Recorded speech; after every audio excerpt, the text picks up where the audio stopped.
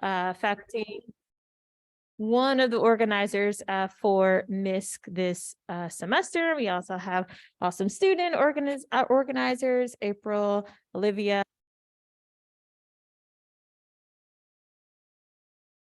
So we're all organizing MISC for this semester.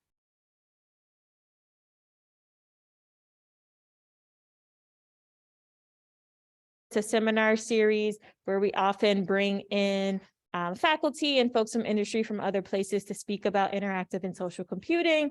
But we also like to take the time out at the beginning of the semester to welcome and highlight our own faculty.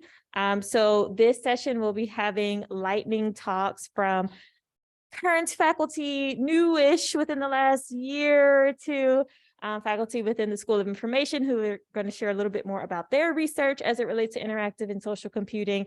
And you all can ask questions about ways to get involved. All right. So let me go through here. Before we do start with the lightning talks, we did want to highlight some of the other speakers that we'll have for the winter semester. So it's every other week. So in 2 weeks, we'll have Eric Gilbert, who is a faculty member here in the School of Information. He's going to be presenting on a thing that he started called pair research.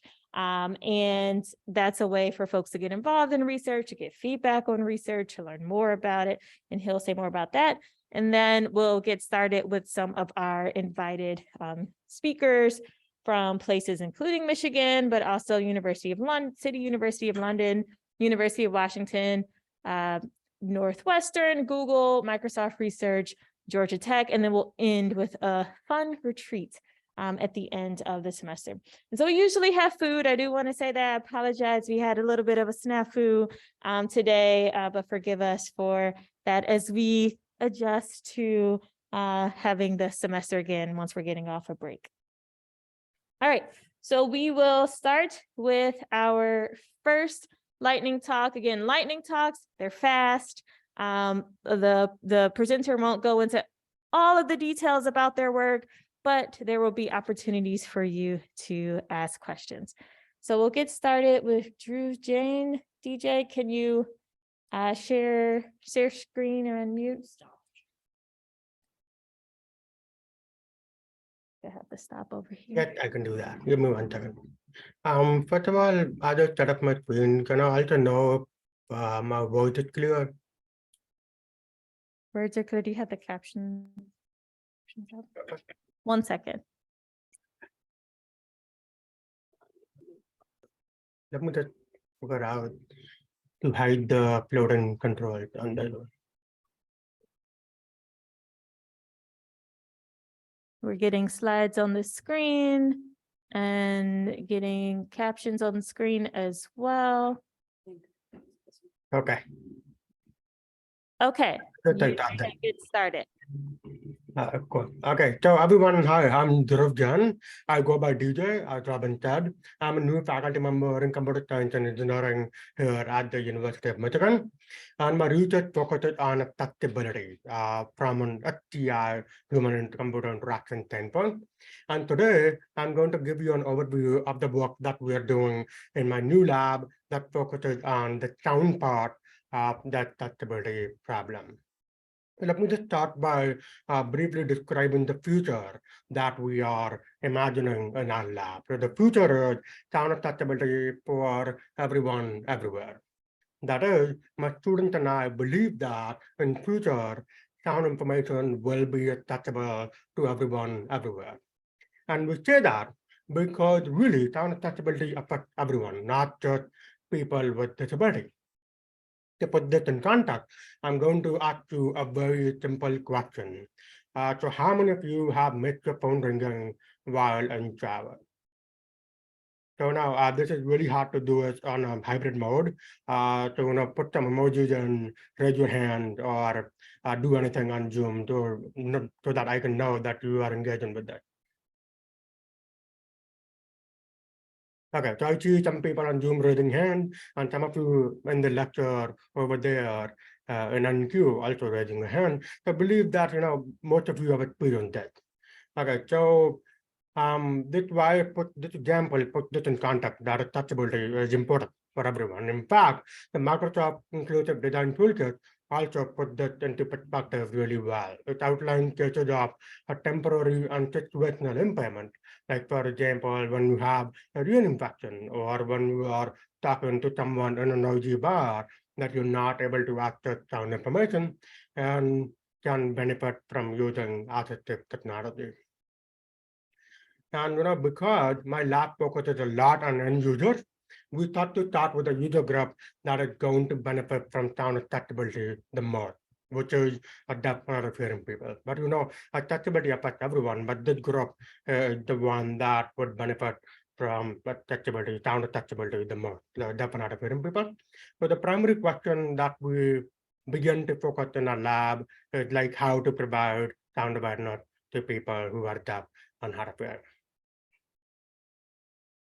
And to answer this question, one of the hallmarks of our lab is that we focus on end-to-end user-centered design process, ranging from conducting formative studies to really understand user concern, to designing and building systems to address the concern, and finally deploying the systems that we build in the field and actually studying them with the users in their natural environment. And once we deploy the system, we really begin to uncover the remaining problems. And so then we go back to the lab and we receive the process for these remaining problems. And so the process continues forever, by the way. And so now our heavy focus on this HCR design process has allowed us to really invent some impactful systems that have been publicly launched and are currently being used by people worldwide. So one example is of SoundWatch, which is an app that provides sound awareness on a conventional smartwatch. So what SoundWatch does is recognizes sound from around the user, like water running or car honking, and then notifies the user of the sound. And to quickly give you an idea, I'm going to show you a video of SoundWatch in use. Hopefully this works.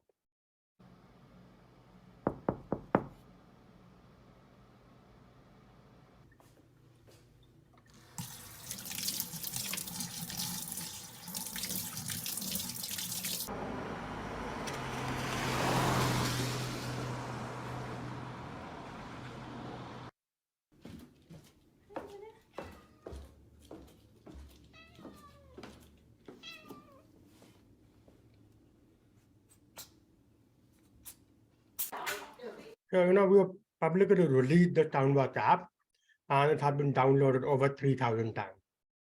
And so if anyone wants to try this out, it's available on Google Play Store. And this research has also inspired, Microsoft and Apple, who have commercially released the sound recognition feature in their smartphones. And so for future work, what we're working towards right now in our lab are three things. The first is user personalized assistive technology. And the reason for this is because technologies like SoundWatch, for example, they are pre-trained on a generic data that we downloaded from the web. And so, they can handle different use cases that might emerge. Like, your dog bark might be very different from my dog bark. Or I may have a new home appliance that I want the system to recognize. And so, cases like these are very hard to adjust with the traditional system. And so what do we do? I think one way to do that is to work toward giving the power to disabled people to train their own system, to create their own assistive technology that account for the different use cases. And so how do we build modernized play-and-play technology that allows them to do so? So that's question one. The second is, in today's world, assistive technology like SoundWatch are apps that have to be integrated on top of the conventional technology like watch with their phone, right? And I think the right thing to do for future would be that these devices like watches, app, phone, or AR or VR have integrated accessibility by default in themselves, so that any content or app that you create on those devices will be accessible by default.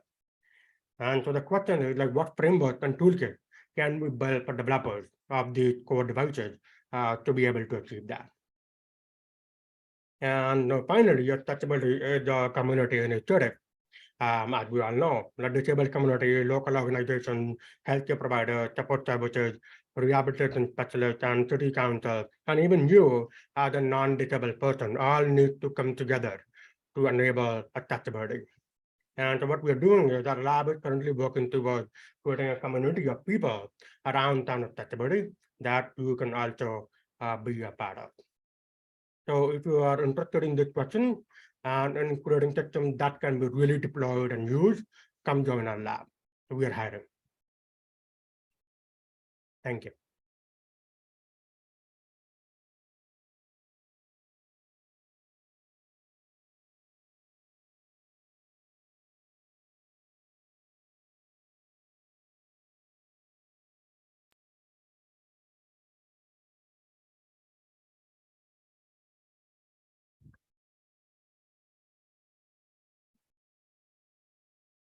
Any questions? I saw maybe one hand over there. Go ahead.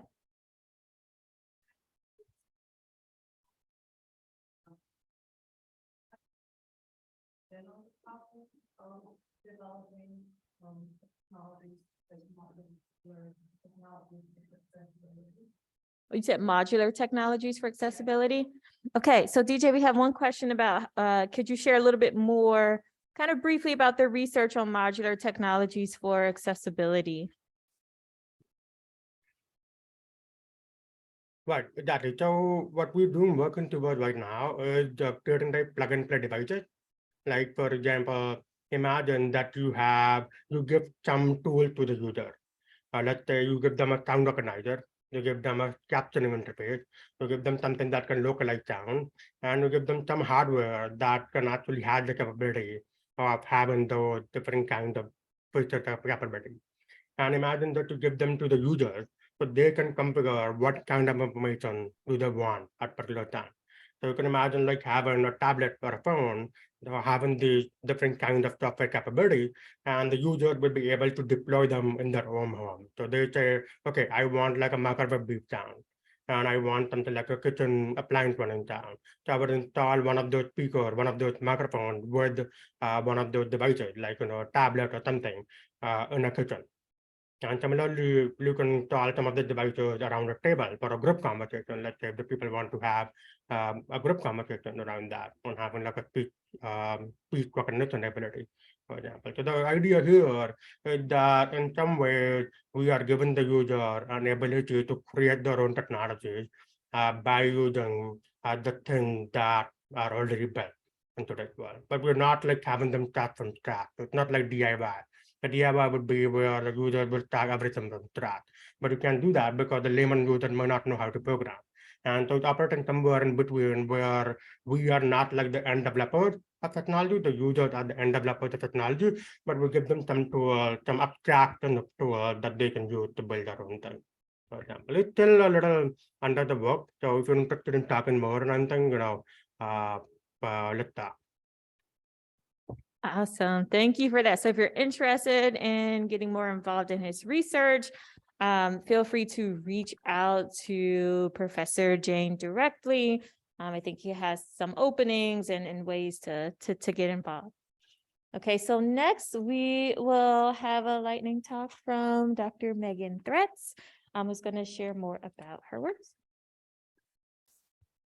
This is for the folks who are on Zoom, so you can like flip it or flip it. Okay.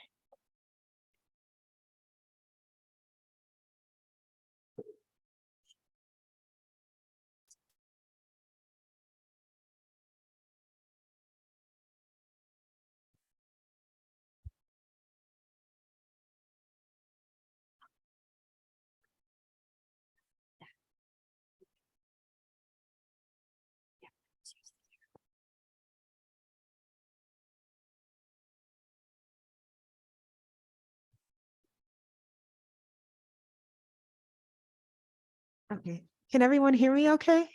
Okay, great. Excellent. So my name is Professor Megan Threads. I started here in the School of Information this fall. So I'm going to be discussing a bit about my research program and past work that I've done and work that you can possibly collaborate with me on in the future.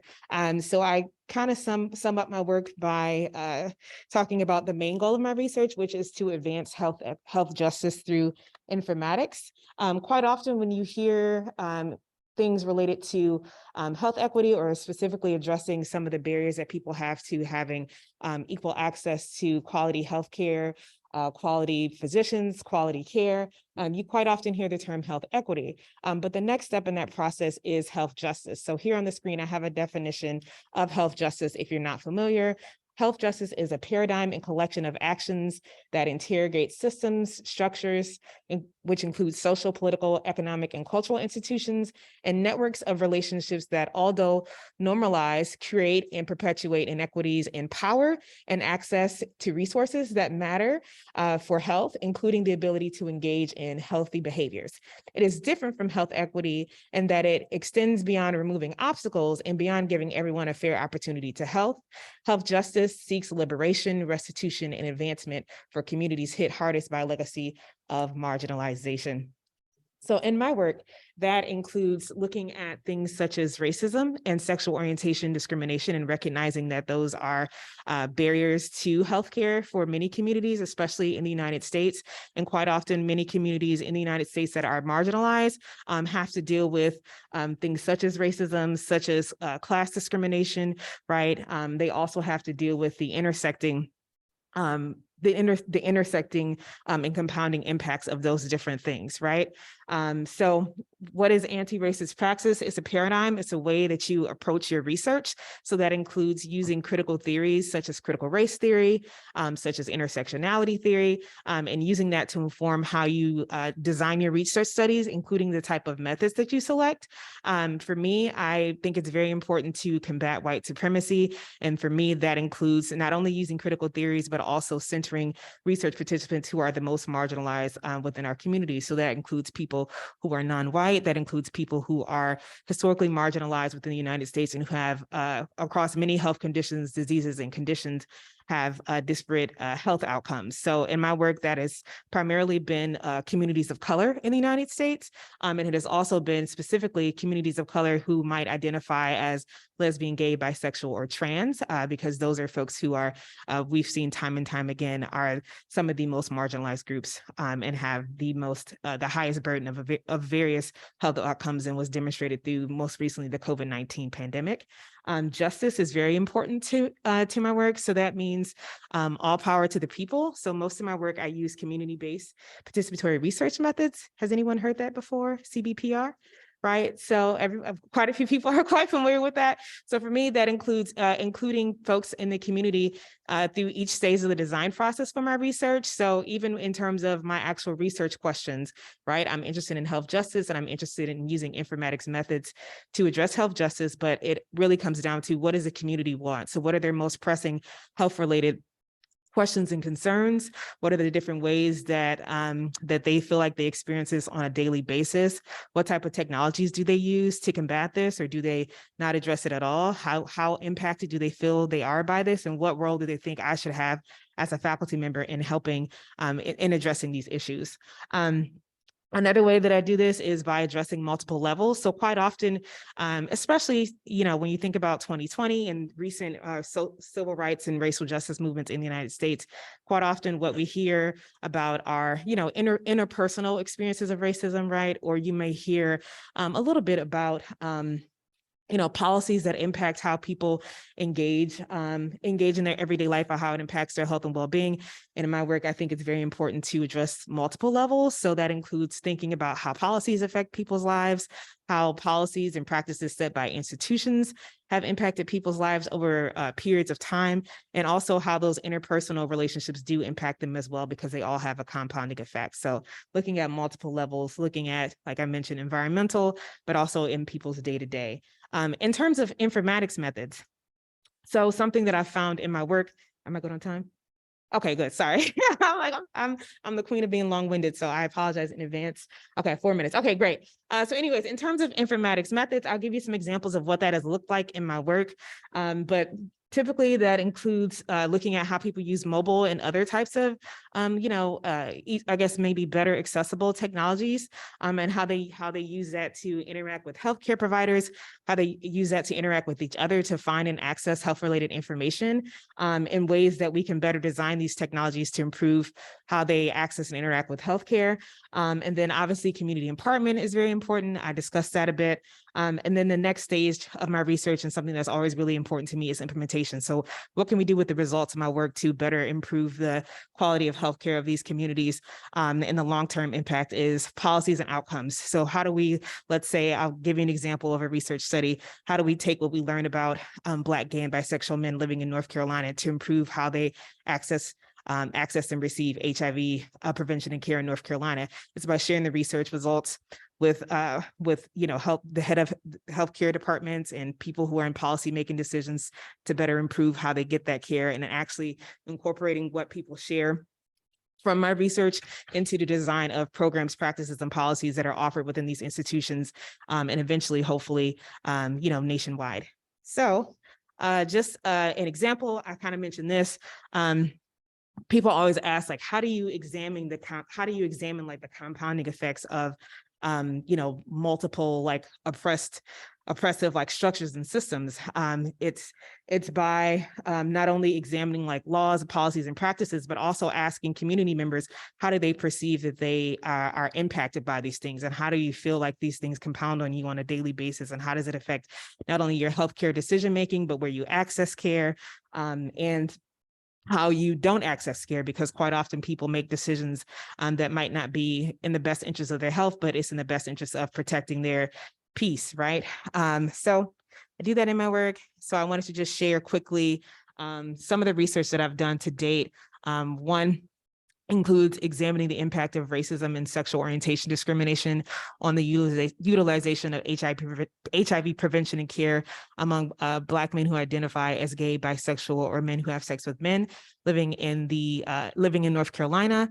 I also investigated how Black queer men use technologies to engage in HIV prevention and care. And I've also conducted work identifying their user design requirements for the development of an informatics intervention to address both racism and sexual orientation discrimination. So some of the methods that I've used for the first study aim included a community-wide survey. And I can talk about that more if you guys have questions, but a community-wide survey. And it also included semi-structured interviews with people who participated in the survey to elucidate more, kind of like the why to like the data that we have from the surveys. So I consider myself to be a mixed methods researcher, because there's only so much you can learn from, I guess, numbers and quantitative data analysis.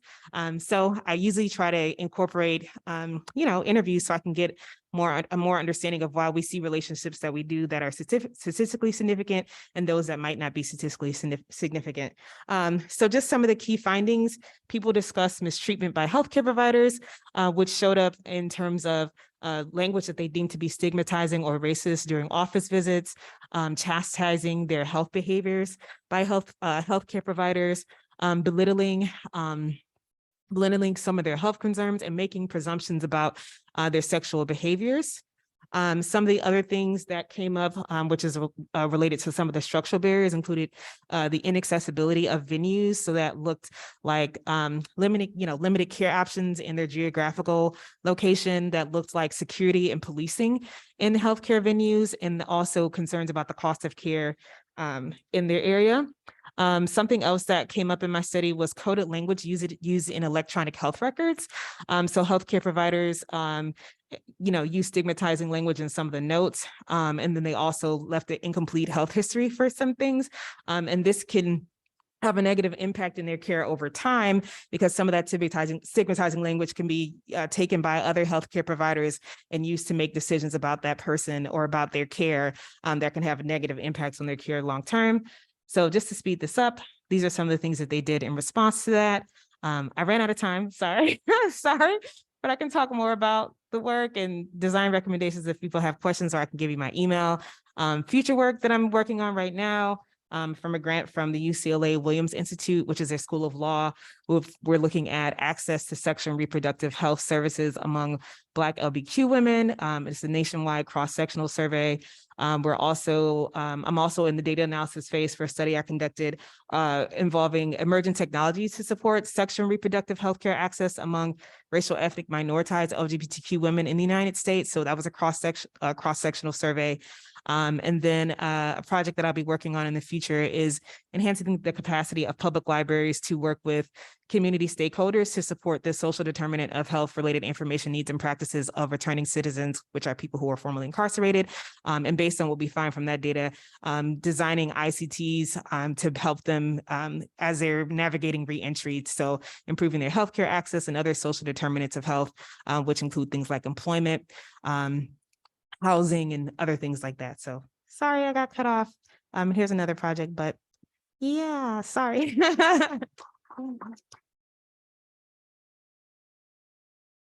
Does anyone have any questions?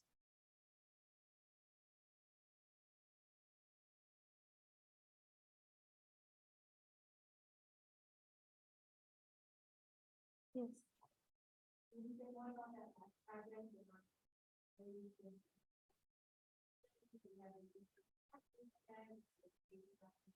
Yeah, so this is actually, so I'll find out in a couple of weeks. I applied for an early career grant to fund this project. So I'll know in like 2 weeks if I get funded. I'm gonna do it regardless, but essentially it's a project. I have community partners. The Detroit Public Library has officially signed on, and also the Michigan Department of Corrections. They have something called the Offender Success Program, and they've officially signed on as a community partner. And essentially, what I want to know is what are the social determinant of health-related information needs of returning citizens in the state of Michigan? Because quite often there are a lot of big grants that focus on how libraries can better serve returning citizens, but they never ask returning citizens what their actual needs and interests are. It's always just like, here's a solution, but you can't develop a solution without hearing directly from communities first. So my project is centering communities first, but then also kind of cross-referencing what do returning citizens have to say in comparison to what the public library said that they do and what community-based health organizations across the state of Michigan say. So figuring that out. So essentially this is a project that is gonna roll out in the fall of next year, but nothing has been done. But data collection will include a survey that's gonna be developed with a community advisory board, and also community advisory board comprised of returning citizens, but also public librarians across the state of Michigan, people who worked at federally qualified health centers across the state of Michigan, and then folks from the Michigan Department of Corrections. The next phase of the study will include interviews with librarians from across the state of Michigan to find library staff to find out what has been done, what type of needs do they have, how have they served folks? And do they have a system for monitoring, like how you're helping different communities and how you're building community partnerships? And then figuring out with the returning citizens, how do they keep track of all the information that they gather or that they need when they're navigating like reentry, right? And then what type of tools can we develop to help them better like manage that information and get access and connection to different resources. So that'll include a community design workshops between librarians, but also returning citizens. So that's the stage that we're at right now. And this, this research population is a group that I'm really excited to work with and I've worked with in my professional career. And so I'm excited to do, empirical research to see what's up. And it also is in alignment with the populations that I typically work with, which are racial, ethnic, minoritized communities, and also folks who identify as queer. So yeah, that might be something folks might be interested in joining as a research assistant. So I'll keep you all up to date on if I get that grant or not. All right, thank you.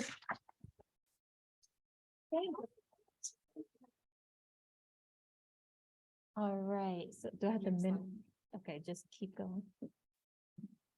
Okay, up next, we have Zhu Wang, who is another faculty coordinator for MISC. Going to share more about her work.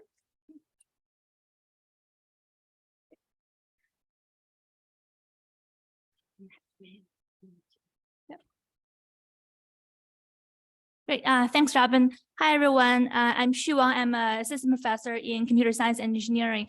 I'm a newish faculty member because I've been here for 2 years exactly now. And I'm very excited to share some of my recent work on human AI collaborative techniques to support education. A large body of learning sciences research has suggested that active learning that have students actively engage with the content, for example, through question answering, is more effective than passive learning, for example, listening to lectures. So question answering and problem solving are better than passively reading an article or watching a video or listening to a lecture.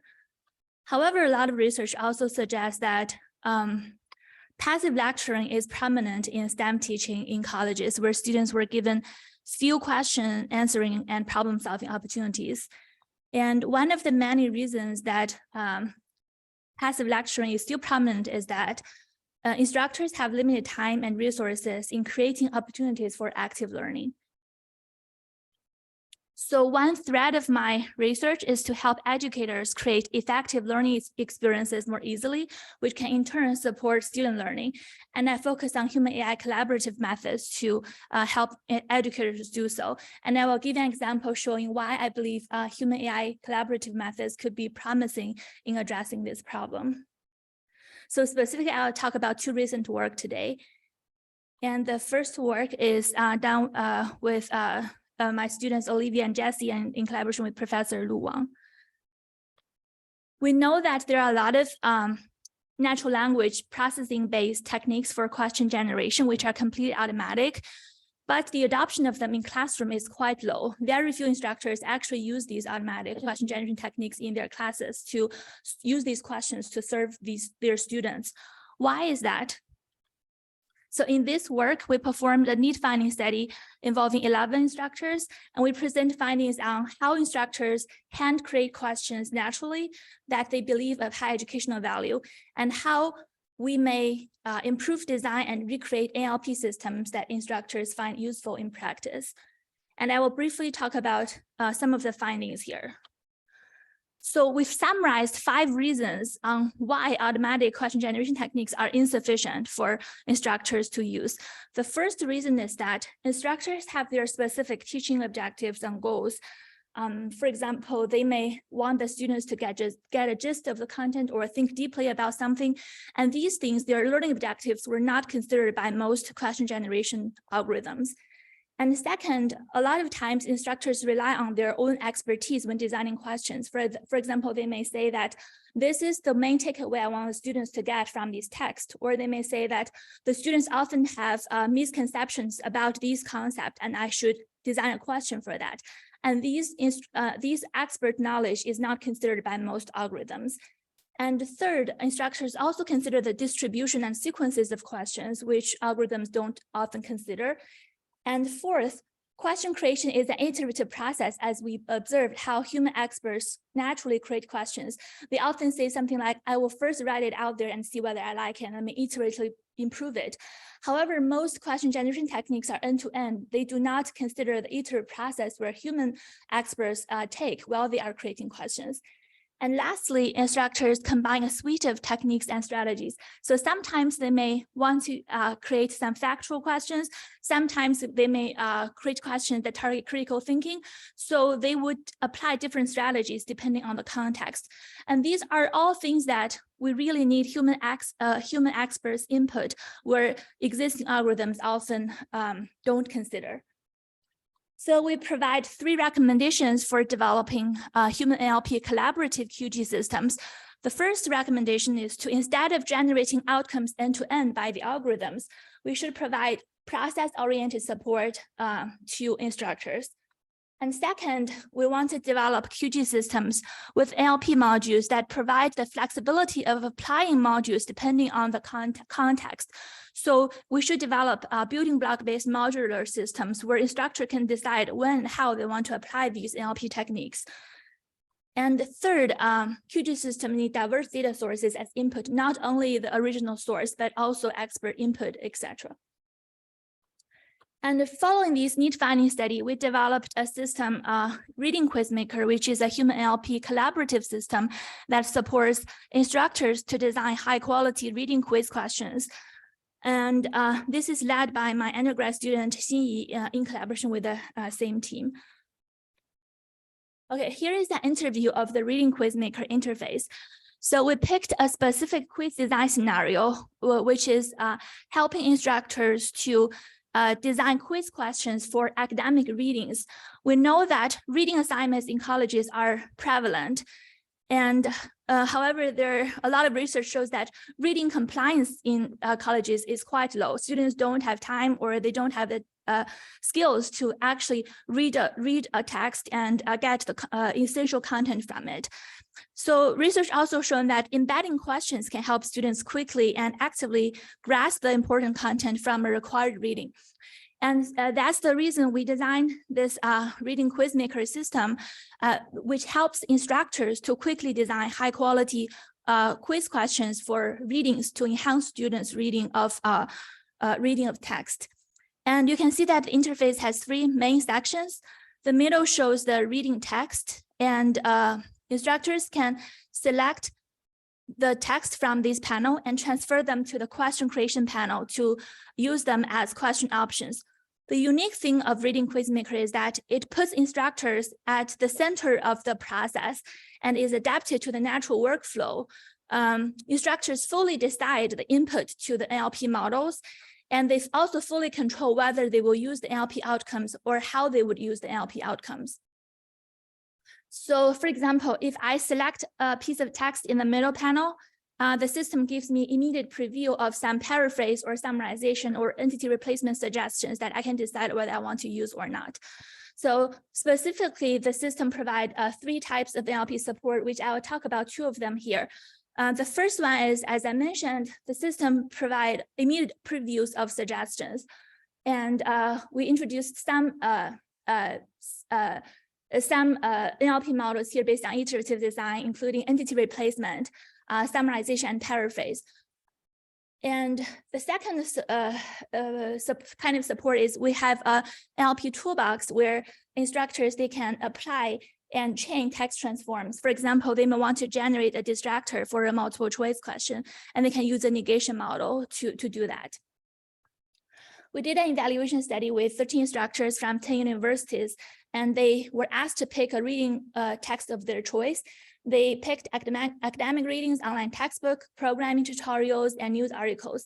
And we had 2 conditions here. They either used the Reading Quizmaker, which is our human AI teaming approach, or we offer them a control condition where we give them automatically generated questions, and we render these questions through our interface so that the users have the ability to edit these questions afterwards. So it's not really automatic. They still have the ability to edit them afterwards. And I will share some of the main findings. Participants find the Reading Quizmaker interface too easy to use. And a lot of the AI suggests, because I'm running out of time, so I will quickly go over these findings. A lot of the AI suggestions were adopted, and users said they got inspirations from the AI suggestions, but they would want to make sure they read the results before they adopt them. And comparing the Reading Quizmaker human AI teaming approach versus the automated approach, participants strongly preferred the human AI teaming approach because they felt that this gave them a stronger sense of control.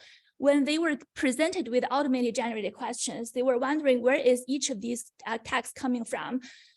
Instead, they would prefer that they can decide the input to the model and decide how and when they want to use these outcomes. So here are some questions, I believe. So our users generated, I believe, are targeting high order thinking skills. And so I will also briefly go over 3 other projects in our lab.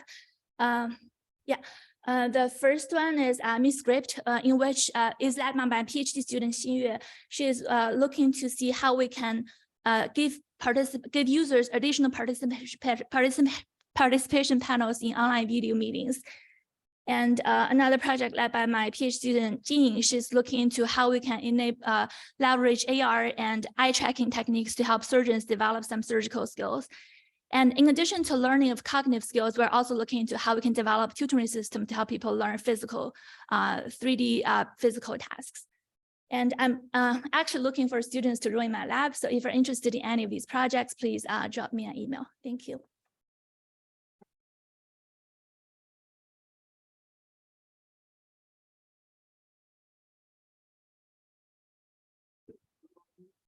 My project was increased learning of the students, not the question right? So with this new structure using the debate question, I want to understand, was it increase in retention of the knowledge, right? Because the idea being that there are better questions being generated by Yeah, that's a great question. So the ultimate goal is to increase student learning. We haven't run a large scale, like a student facing experiment to compare the January questions using this system versus some instructor handwritten questions. In our current evaluation study, we mainly did this instructor facing study, and we actually asked the instructors to compare these questions to the questions they have created before. Some of them pull out their quiz questions from Canvas and compared them. So our participants think the questions they create using this approach are on par with the questions they have been using in their classes. But I agree that it needs a student-facing experiment to further demonstrate the learning benefit of these things. Thank you. All right, thank you for that. We have 3 more presenters, so we'll really be lightning in these next few. And up next, we have Professor Matthew Boo, who's going to share more about his work. I got you. So I was just telling Robin, I can probably do this in 5 minutes. I've been known to talk fast, so I will deliberately try to talk quicker, but not fast. Anyways, so as an entry point, just as a background to my work, I'm interested in the areas of like race and tech, but mainly with an emphasis on data and data platforms. So the backstory to that is originally I came from a communication school. So I was really thinking about social media, data science for good. Then I intersected with a couple mentors, Safiya Noble being one of them, and thinking about critical interpretivist approaches to race and tech. And so the future or the tenure project is trying to think about how do those sometimes divergent fields and approaches converge. So thinking about critical quantitative science, interpretive approaches to data science, et cetera. Those are some sample publications. But in the spirit of time, the overarching question that I think about that keeps me up is not presented in question form, but it's just thinking about this notion of data ethics, but how do we really move and shift from data ethics to data justice? So what does it mean that to question claims such as data-driven as being better, right? Or maybe even reorienting what is data? How are community members experts in data? How do we wrestle with the politics of recognition through data, but also empower communities to have data for their advocacy, for their political movements? Yeah, so if you want to read more about that work, there's a lot of references. I also have a chapter about kind of underlying assumptions. But again, for the sake of brevity, I'm just going to provoke you all, present a couple projects, and then we can make up some time maybe. So the current projects I have right now are really at that convergence of race, place, and technology. The first project was my postdoc project at the NYU Alliance for Public Interest Tech, still wrapping it up 2 years later. But we were really thinking about targeted ads as infrastructure for algorithmic discrimination within education, employment, and housing. So how do we actually come up with new concepts, new auditing methods? The fundamental premise of that was thinking about social media companies aren't going to give their data. So actually, how do we use zip codes as a proxy for racial data that might be missing? And how do we triangulate that with different data sources to audit these targeted ads and the industry overall? Probably not in the purview as much in this course or in this group, but I'm also a PI for one of the anti-racism projects, thinking about Asians in Southeast Michigan, thinking about how do we generate novel data sources to record the presence and political actions of different communities. How do we trace that? How we think about their information networks pre-digital technology. And then finally wrapping up a project on how do restaurant owners of color navigate digital practices, but really thinking about immigrant, working class restaurants, kind of those dynamics as well. And then, as if I needed more stuff to do, these are the future projects. So especially if you're interested in these might be launching in the summer or the fall. Thinking about this left side is thinking really about that urban data, like all the other work on urban data, but moving towards what does it look like to work with communities to really derive community-driven data initiatives. It's building on ongoing work, but also dissertation work and other work, but really trying to be located in Detroit and build up for future pipelines.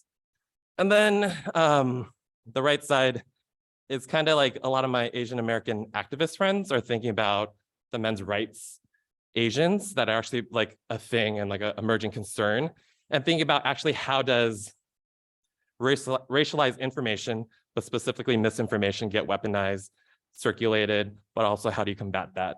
And so working with groups such as Asian Americans Advancing Justice on that. Okay, and thank you for your time. Maybe one quick question and I'll turn it over. And sorry for talking really fast.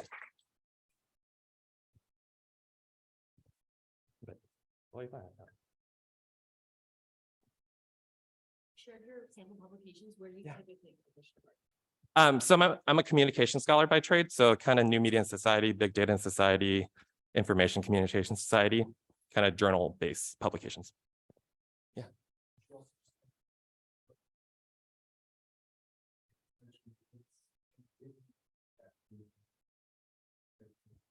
Sorry, what movements? So I'm really housed in like critical race theory, but critical race theory and comm is not also like a happy, like in every field, it's not really as well integrated. So I don't like to use the word integrated. Anyways, but like it's not really well established. So thinking about those, I'm part of the Center for Critical Race and Digital Studies. So that's actually a network of people in critical race theory trying to push that forward. Thank you.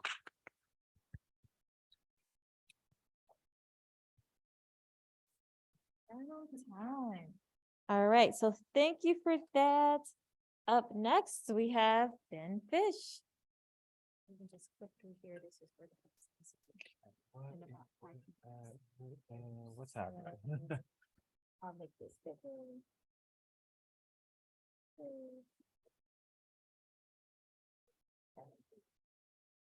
that better? They're seeing. Yeah, that's not my slides. I don't know what that is. That's the intro slide. Oh, I see. I see. Okay. Okay. We can do like 6 minutes. And I just still have one of the questions. Okay. Hi, everyone. I'm Ben. In the interest of time, let me just get straight into it. That's,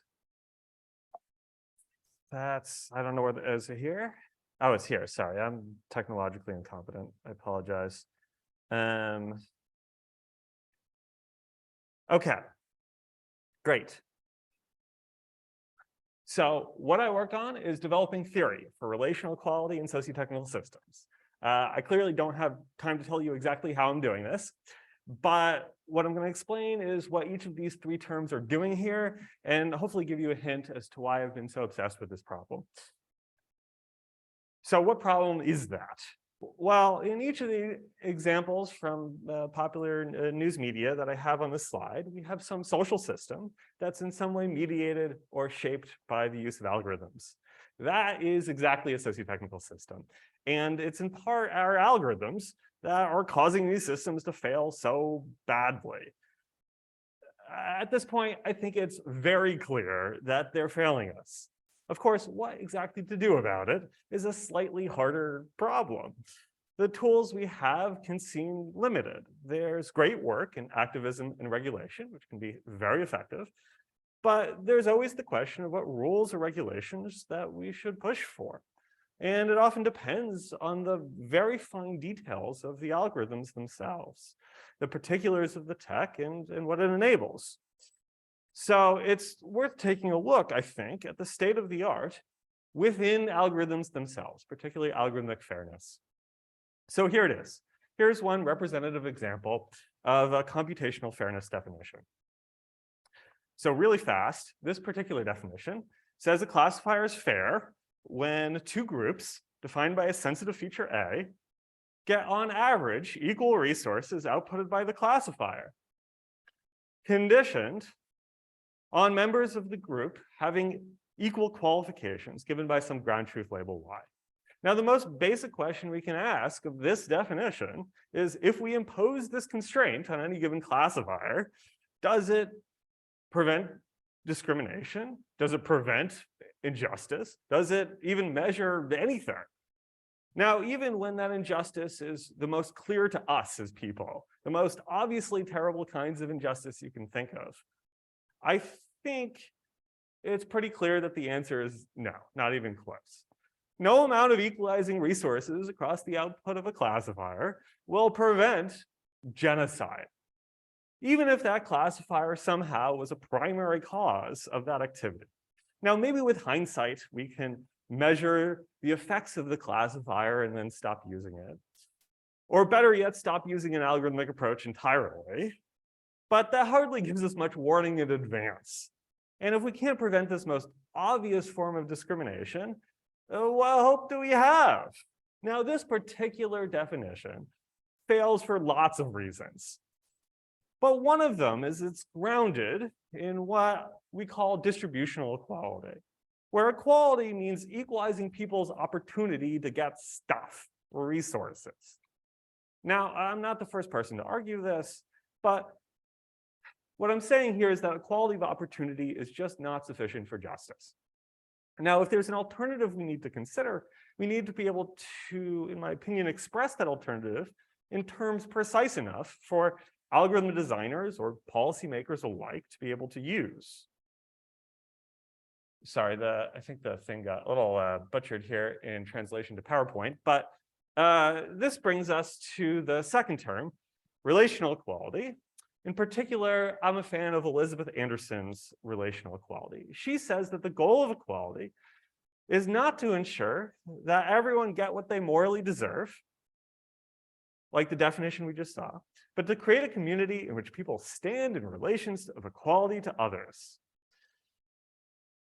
This is all well and great, but on the subject of computational tractability, here I think the problem might just be that we're suffering from a bit of a lack of imagination, which requires an explanation. So let me give an example from my own work. Imagine a world where we had a job market, any market you like, and everyone in this job market had equal qualifications. They all had equal education, equal skills, what have you. This is not a world we can necessarily have in reality, but let's ask a very kind of a basic question of this market. Would workers stand in relation of equality with the employers in this market? Would there be discrimination? Would we have relational equality in this market? For the sake of time, I'm going to skip this is, I think, a necessary discussion on this topic, and let me just answer it for you. I think the answer is pretty clear that the answer is no. There would be discrimination. We would not have relational equality if we managed to make this market happen in the real world. And we know this despite the fact that it would be very hard, if not impossible, to test this empirically. We'll never actually see this market. But it also, this finding has big implications. Now, it says that job training, for example, might be very important, education and so forth, but it doesn't actually solve the problem. It doesn't somehow eliminate discrimination magically. So this is what I think theory can help with. Imagining not what is, but what I hope could be. Now, personally, I've made very modest progress on this front.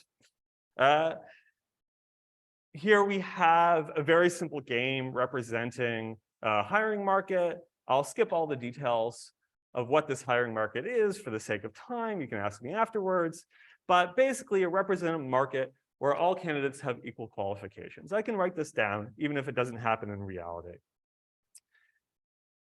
I have a result that says that in this market, firms can play classifiers. That is, they can use the fanciest algorithm they like that satisfy the computational definitions of fairness that we have in the literature, but are still clearly, blatantly relationally unequal.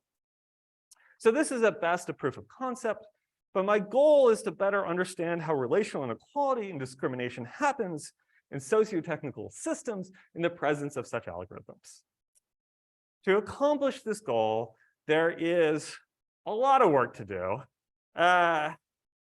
And part of the problem, I think, has been a lack of imagination, at least on theory's part. So I would love all your help in trying to fix this problem. Please let me know if this sounds interesting to you. I'd love to talk. Thanks for listening.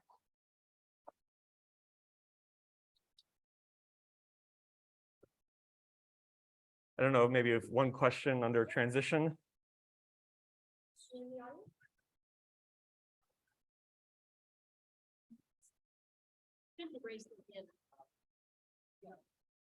What role do you believe merit plays in what role do you believe merit plays in the overall picture?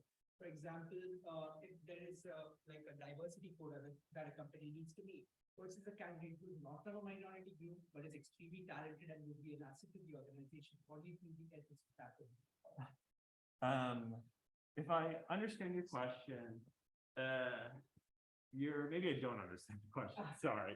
So you're asking about the particular ethics of diversity quota?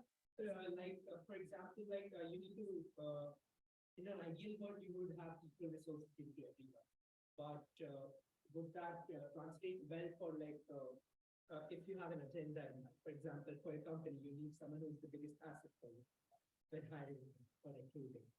Yeah, so under relational equality, resources are not the primary goal at all.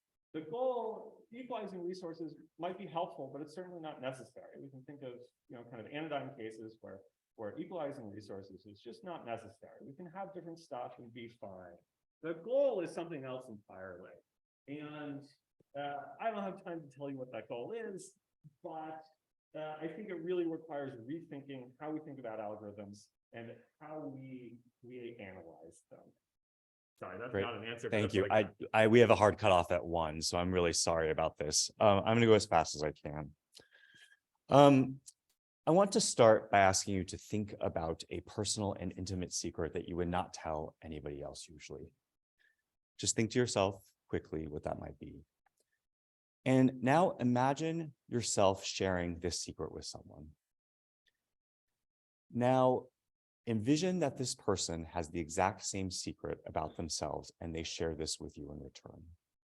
What happens to your feelings about them and your relationship to them?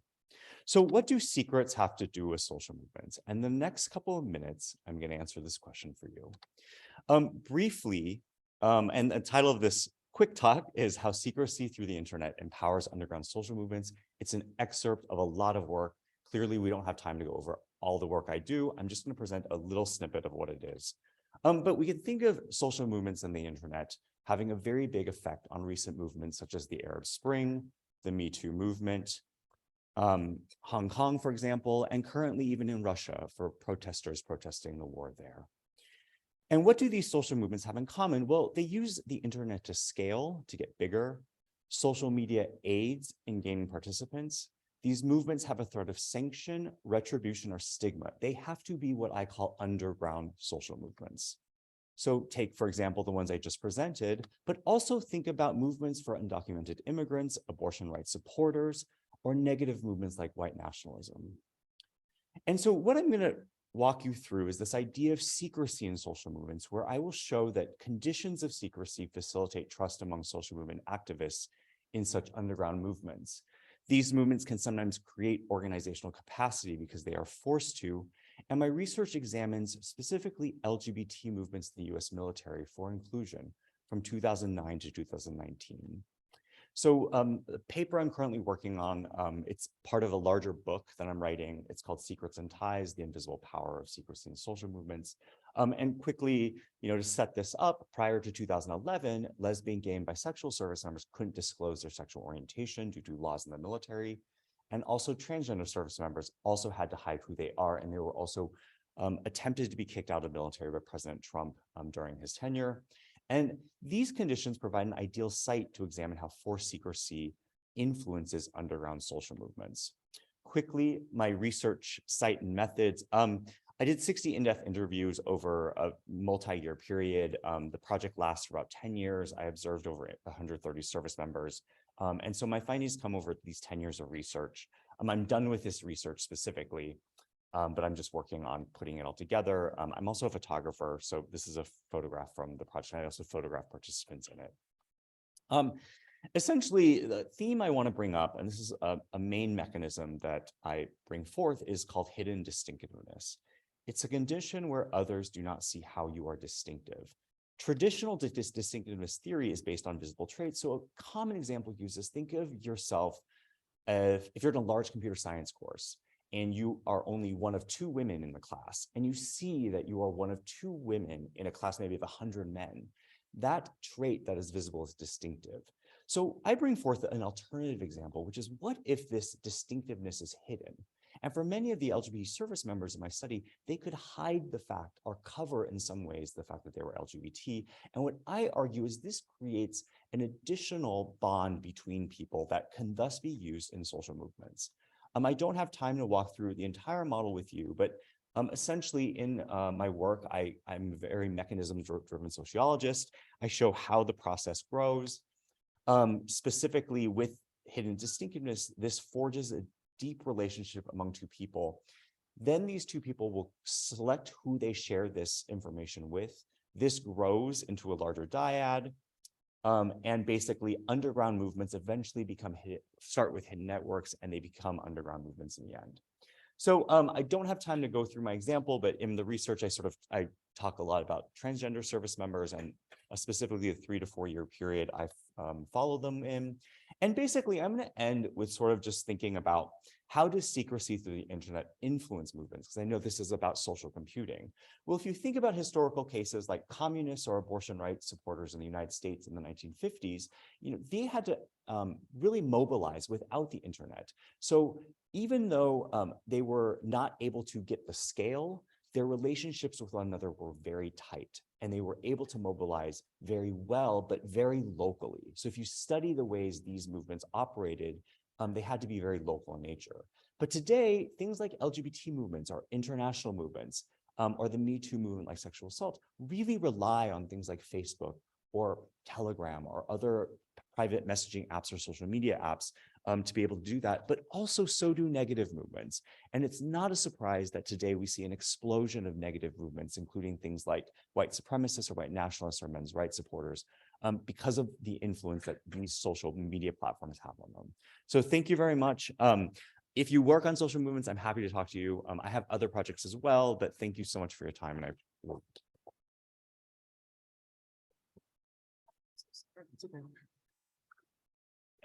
it's 1 o'clock. Yeah, I finished on time, so no worries. Thank you for that. If you do have questions, we're not going to take questions now because we're at time, but if you do have questions, either reach out to people in the hallway or by email afterwards. And we see you in 2 weeks for our next MISC session. Thank you.